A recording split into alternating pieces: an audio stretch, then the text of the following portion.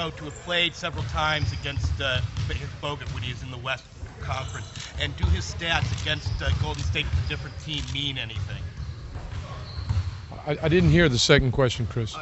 Do his stats with a different team, with Denver, with a different offense, mean anything? Because he's had some success against Golden State in the past. Well, sure. The fact that he's played in the Western Conference and he has familiarity with Golden State, it's a good thing. Does it give a particular advantage or not? I don't know. And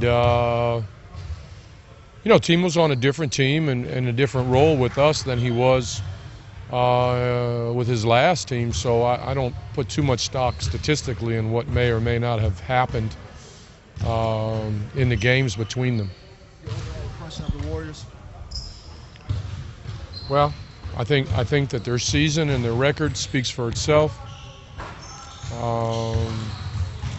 They're Western Conference champions, and they're an outstanding team. Extremely well coached, with a great group of players, and more than worthy foe. David, you're probably not going to give away any specifics, but can I ask you about guarding or defending Steph Curry? I mean, are you confident Kyrie can do that right now? Is that the answer to the question while you ask it, or I don't know? I mean, are you going to put different guys? I mean, what's your approach for him? Well, Steph's a tremendous offensive player, and he's going to be tough for anyone to guard. And scorers and creators like Steph are the kind of guys that require a total team effort and a high level of awareness and alertness, and a stay with it kind of attitude, because obviously he has such a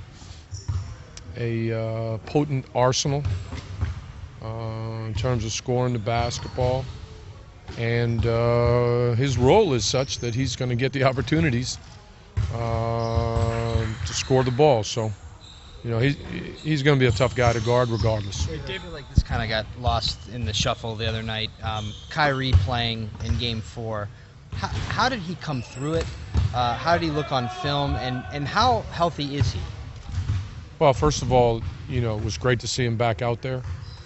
And I thought he played extremely well. And I thought physically he looked better than he's looked in the last month and few days since the original problem started. He felt very well after the game, and in the last couple of days also has continued to work and to progress and to feel a little bit stronger and better each and every day, and those are all good signs that bode well for the upcoming series. What would it mean to you guys to not have to sort of check his pulse game after game, day after day, and just be able to count on him to be the player he is? Well, number one, a lot. But more so for him, just to be able to get out there and be comfortable, not have to worry. Am I going to hurt today? Is it going to get worse if I play? Is it going to bother me from doing the things that I normally do at both ends of the court? So I'm hoping more than anything else, just for him, that his feeling is such that he can get out there and play without worry and without concern for himself, and then he'll be fine. David, could you have imagined that last summer when you were talking to Steve Kerr that you guys would be facing each other now in the finals? Yeah, that's a great irony and story. The way that I look at it is, especially when I think back to our conversation, is that we both got exactly what we wanted. We wanted to be a part of a successful team that could compete for the championship of the NBA, and it's happened. Only we're on different sides. We're on different sides. Where did your relationship with him start? How far do you guys go back?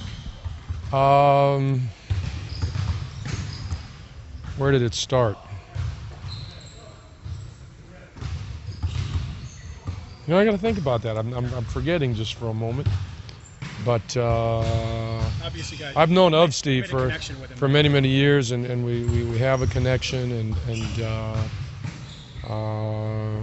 we share the same agent, who's Mark Bartelstein and Priority Sports, and that's kind of a family organization, so we were partially connected through that, but I knew Steve beforehand.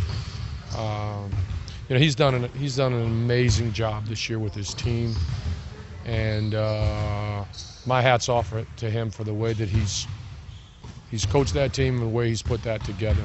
And if I had the luxury and I had the time, I'd be very happy for him. But unfortunately, I don't.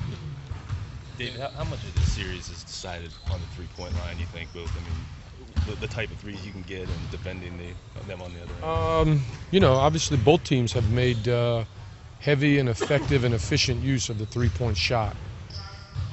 So that's going to be an element, without question, both in terms of how well you shoot it and how well you defend it. If it comes down to only that, then we're going to be at a disadvantage. So that's not what we're looking for. But certainly that's something that we are very capable of and very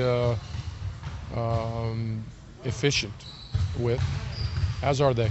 How does Curry affect the way you defend the three, considering how he can take it off the dribble or off the pass? Well, he really is one of those rare players who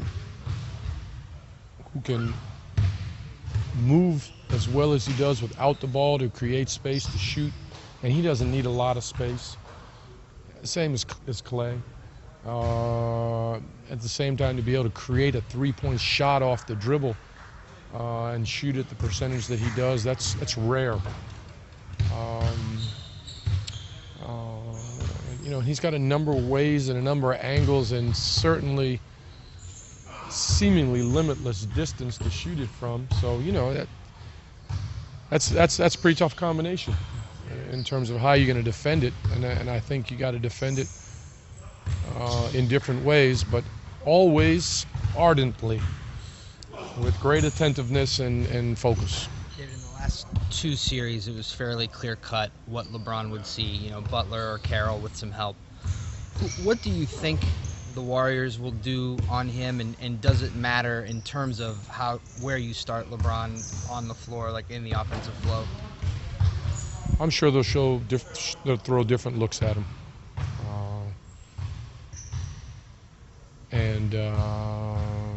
How exactly they're going to guard him. Maybe I'll call my friend Steve Kerr and I'll ask him. see how good friends we really are. When you made the decision to come here, did you think walking into a head coaching job was realistic, or were you convinced or settled, I guess, on being an assistant first and then working up from there? Life has taught me never to be convinced of anything until it happens. When I had the opportunity to interview here, which I was fortunate to have, and that I think I've told you that story, that had Steve not been willing to allow me to interview for the job, I would be in Golden State right now. It was by his good graces and the good graces of the Warriors to allow me to interview for the job, because basically I had agreed already to go there. But coming in to interview, I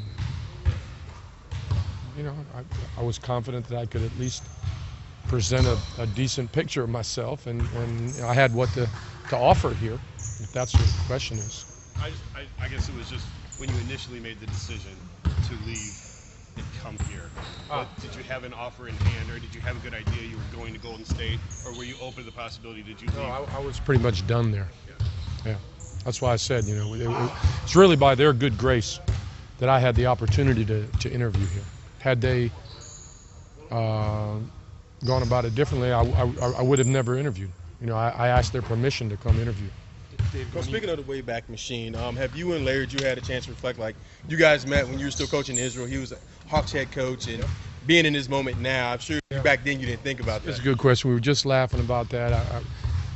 It was right after the game, actually, when we were standing before the team got their Eastern Conference champion trophies, and I said, LD, you remember we were sitting out at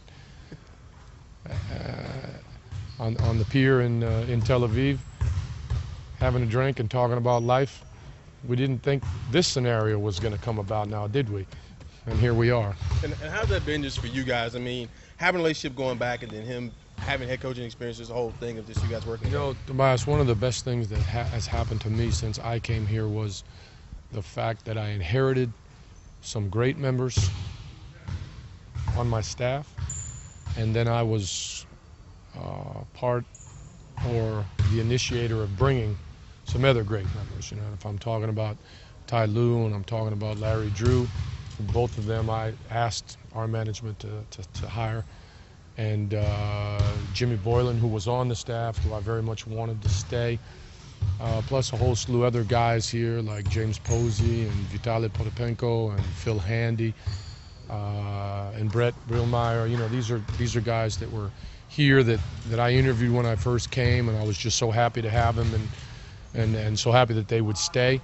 And that's really one of the best things that's happened to me in my NBA experience is these guys that I work with every day. What were the changes to Kyrie's training regimen after the trip to Florida? After what trip to Florida? Before Game 2. When he went to Florida. Oh, I thought you meant if I went on vacation or something. Talk to the staff about it, the training staff about it. I could sit here and try to take you through every step, but they're better equipped to tell you exactly what. In terms of practice, we got him on the floor more with our developmental coach Phil Handy and got him working day by day more and more game situations to build up strength in the leg and to build up confidence again in making sharp moves and sharp cuts without pain. And gradually increased his cardiovascular work as well. And have done a lot of strengthening of his the muscle group around the knee. Dave, is there any shot we could see Andy in the finals? Andy Varejao? That would be lovely.